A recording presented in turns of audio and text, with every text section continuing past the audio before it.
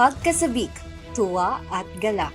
Yan ang bitbit ng bawat Ilaguenyong nagpunta at nakiisang sumalubong sa soft opening ng pinakahihintay na Winter Magic sa Capital Arena, Alibago, City of Ilagan nitong araw, December 10, 2024. Pinangunahan ni City Councilor J. Ibson Diaz kasama ang buong pwersa ng sangguniang panglungsod ng City of Ilagan ang pagbubukas ng Winter Wonderland kung saan aniya pangarap ng bawat Ilagueño lalong-lalo na ng mga kabataan na makaranas ng snow sa ating bansa.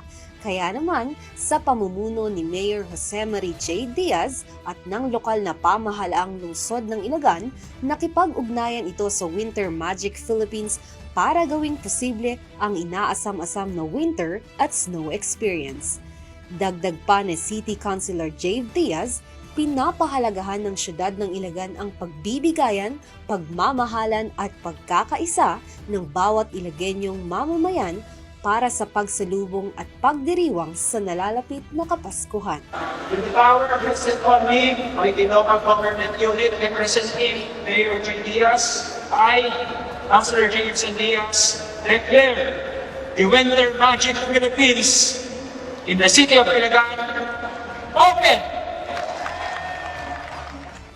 Tampok naman sa Winter Magic ang iba't ibang aktibidad gaya ng Eco Glide Skating Rink, Snow Play Zone, Bouncy Snow Castle at Snowfall Display at madadagdagan pa ng iba pang konsepto at amenities sa mga susunod na araw na tiyak na magugustuhan at malilibang ang bawat pamilya lalong-lalo na ng mga bata.